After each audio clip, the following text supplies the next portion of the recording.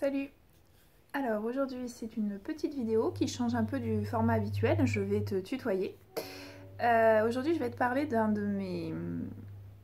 mes projets qui consiste à lire de manière un peu rapide des livres de développement personnel. Et je vais t'expliquer un peu ce que j'ai essayé de faire sur la lecture rapide. Mais en fait je vais surtout te dire ce qui m'a semblé fonctionner, ne pas fonctionner et les difficultés que j'ai parce que là je pense que je suis loin de la solution en lecture rapide. Alors, donc mon objectif c'est de lire ce livre-là, Les lois de la nature humaine. C'est un livre de Robert Greene qui fait 550 pages, qui est écrit relativement bon, quand même voilà, il y a un petit peu de... Il n'y a pas trop de blanc. Voilà. Et donc, pour l'instant, je vais pas très vite. Hein. J'ai lu en 3 heures, j'ai lu 84 pages parce que, entre autres, parce que je prends des notes dessus et c'est ce qui complique un peu la démarche. Parce que le livre est très intéressant. J'ai du mal, quand un livre est vraiment intéressant, à ne pas le lire d'un coup, d'une traite au maximum. Et comme j'ai pas retenu grand-chose d'un autre de ces livres qui s'appelle Les 48 lois du pouvoir, que j'ai lu aussi. Voilà, je me dis, vu que je connais pas aujourd'hui les 48 lois du pouvoir, il faut que je lise différemment ce livre-là pour en retenir quelque chose. Donc je m'astreins à une discipline qui consiste à lire en fait entre chaque sous-titre. Je prends, enfin une fois quand je passe à un autre sous-titre, je prends mon carnet, je me pose la question de savoir quel était le message, qu'est-ce qui était important, qu'est-ce que j'ai appris dans ce sous-titre, est-ce qu'il y a une mise en pratique particulière qui est intéressante. Et en gros, enfin, finalement je résume un petit peu, ça ressemble quand même à un résumé, ce que je vais faire à chaque fois que je change de sous-titre ou de titre important et que je sens que sinon je vais perdre la notion, l'idée qui était développée. Donc voilà, donc je la note. En fait je note ça dans un cahier qui est effaçable. Voilà, enfin c'est pas vraiment un cahier, c'est un agenda. Ce qui fait qu'en fait j'ai que 4 pages. J'ai que 4 pages où je peux écrire. Et donc j'écris sur ces 4 pages et quand je suis au bout des 4 pages, pour pouvoir continuer de prendre des notes, je suis obligée, parce que c'est ça le plus difficile, d'aller prendre des notes sur un logiciel de prise de notes. Donc à ce moment-là, je vais dicter sur Evernote ma prise de notes. Je vais relire en fait ce que j'ai écrit de manière un peu barbare. Hein. Des fois, ça peut m'arriver de faire des dessins dans les prises de notes, mais bon, après pour la dictée, c'est un peu plus compliqué. Mais ceci dit, ça s'enchaîne bien. Bon, peut-être ça ressemble à du mind mapping un peu, mais bon voilà, comme c'est de la découverte, le mind mapping ça marche quand même beaucoup mieux quand vous maîtrisez complètement un sujet. Après, voilà, vous allez voir avec donc ça c'est pour ma technique. Ensuite, une fois que c'est recopié sur Evernote, à un autre moment je reprends mes notes et là je vais m'occuper de mettre des points, des titres, corriger l'orthographe pour que tout simplement pour que ce soit fluide. Et puis ensuite, dans un autre temps, j'aimerais pouvoir recopier, recopier pas à la main, mais je voudrais faire des cartes, donc un petit logiciel sur Anki, vous savez, pour le système de mémoire à répétition espacée, afin de pouvoir revoir régulièrement les connaissances contenues dans ce livre. En fait, je voudrais sélectionner dans ma prise de notes le plus important, par exemple le nom, là, sur ce livre-là, on va parler de 18 lois. Par exemple, j'aimerais bien connaître les 18 lois, connaître ce que ça veut dire et les choses les plus importantes à savoir sur chacune de ces lois et peut-être que sur quelques-unes, des techniques, des mises en pratique surtout, parce que c'est ce qui compte, c'est les mises en pratique. Voilà, mais je voudrais que mes cartes soient bien faites pour que je puisse par exemple m'en référer soit à ma prise de notes, soit à la page où il y a une citation, où il y a quelque chose qui est intéressant ou à approfondir. Donc ça c'est une chose, mais dans ma prise de notes c'est pareil, enfin il y a d'autres choses que là il faut que je mette en place parce qu'il y a des références, il y a des choses qu'on a envie d'approfondir en fait quand on lit ce genre de livre. Et donc en fait c'est de noter, tiens pour plus tard, note pour moi-même, plus tard je voudrais approfondir sur ce sujet-là, voilà.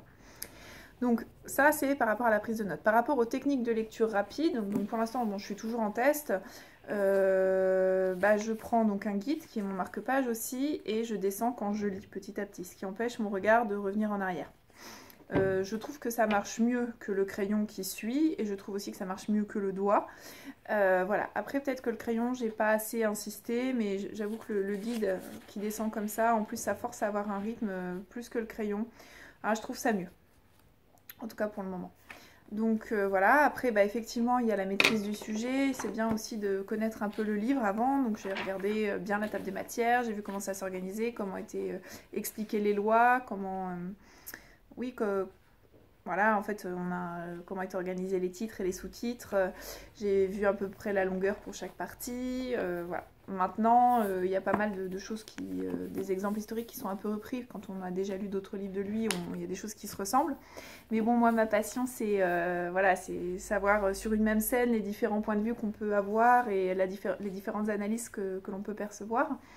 Et voilà, c'est cette vision de la réalité qui est déformée ou arrangée à la sauce en fonction des protagonistes. C'est quelque chose qui me passionne. Donc bah, c'est vrai que c'est pas des choses, je pourrais les lire encore plus rapidement, mais finalement, comme c'est vraiment le truc qui m'intéresse, bah voilà, bah, j'approfondis quoi, je les lis, je me fais mon idée, j'essaie de deviner ce qu'il va dire, voilà, donc en fait finalement bon, c'est assez interactif avec moi-même. Voilà, donc ça c'est une première chose. Alors par contre, du coup, à cause de cette lecture et de cette manière de faire, et aussi pour une autre raison, parce qu'en fait, quand vous faites de la lecture rapide et que vous prenez en même temps des notes, surtout un livre comme ça, vous l'emmenez pas partout. Donc en fait, bah, moi je le lis à mon bureau avec mon carnet de notes, mon crayon, bon, aussi mon éponge pour nettoyer. Et voilà, c'est un peu lourd, je lis pas dans mon canapé. Disons que ça se lit pas partout, ça se lit chez moi. Et voilà, à raison, je m'attribue un temps. Alors j'essaie de faire une heure par jour, mais voilà, c'est pas une heure par jour. Il faut être bien en forme, il faut être à ce que vous faites parce que sinon, voilà, vaut mieux lire une demi-heure qu'une heure où vous êtes obligé de finalement remonter votre guide. Et ça, c'est pas ce qu'on veut. Donc voilà, alors ce que ça a entraîné chez moi, c'est je pense une frustration parce que du coup, quand j'analyse, j'ai commencé... oui, parce que j'avais fini un autre livre entre temps. Enfin, bon, bref, j'ai commencé la semaine dernière, mais j'ai lu la technique de lecture rapide un autre livre. Donc voilà. Donc ça a entraîné chez moi une frustration de ne pas pouvoir lire un livre d'un coup, d'être interrompue par la prise de notes, de pas. En fait, à chaque fois que je me lance, que je me chauffe, que mon esprit, ça y est, il est bon, il est dans le livre, bam, je me coupe parce que je prends des notes. Du coup, je suis allée à la bibliothèque, tout ça pour en arriver là, et j'ai emprunté des livres pour pouvoir les lire d'un seul coup. Alors le truc c'est que je m'étais privée pendant quelques temps de lecture de fantasy parce que je suis une grande addict à la fantasy et voilà, malheureusement aujourd'hui j'avais un peu oublié que j'étais punie depuis plusieurs années et je voulais emprunter un livre qui s'appelle je crois Le Passeur de Miroirs mais ils n'avaient pas le tome 1 à la bibliothèque donc du coup j'en ai pris un autre un peu au hasard et voilà et sauf que bon bah voilà on est rendu... Je suis rendue un peu loin par rapport au fait que je l'ai emprunté il y a quelques heures et que j'avais autre chose à faire aujourd'hui. Donc voilà, donc ça c'est typiquement lui, j'ai pas besoin de technique pour le lire vite. Voilà, bon, ça s'appelle L'ombre du pouvoir.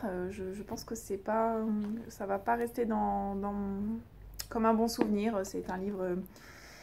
En fait, je trouve dommage qu'on invente un monde fantastique au Moyen-Âge et qu'il y ait autant d'elfes, de créatures, et voilà. Mais que pour autant, on laisse bien les hommes et les femmes bien à leur place dans des cases bien genrées, avec les femmes qui sont au foyer, serveuses dans les bars et qui sont données en mariage, et les hommes qui vont à la guerre et qui possèdent des pouvoirs, les elfes qui se battent sont des hommes, enfin bon bref, c'est vraiment triste de garder ça, alors qu'on pourrait justement, puisqu'il y a autant de créatures fantastiques, imaginer que le genre n'existe pas.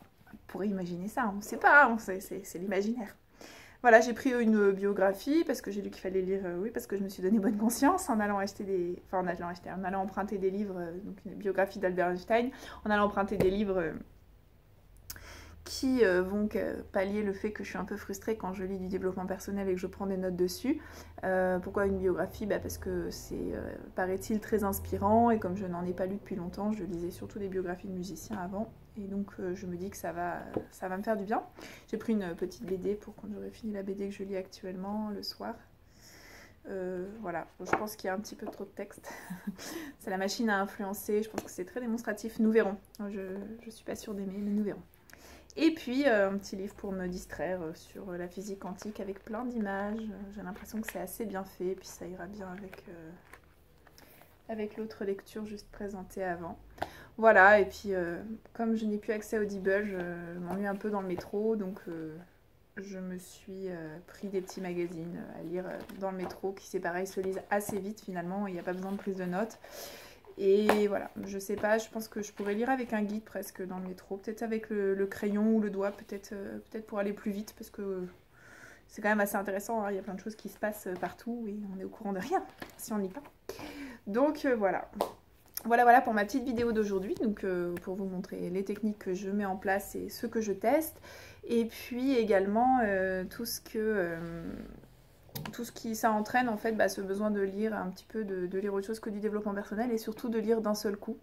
Alors l'autre idée, c'est de lire d'un seul coup et puis de relire ensuite les lois de la nature humaine, mais généralement quand je me dis ça, je relis pas en fait. Donc c'est pour ça, c'est parce que je sais ça de moi que je ne le fais pas, mais bon, c'est peut-être la solution, je ne sais pas.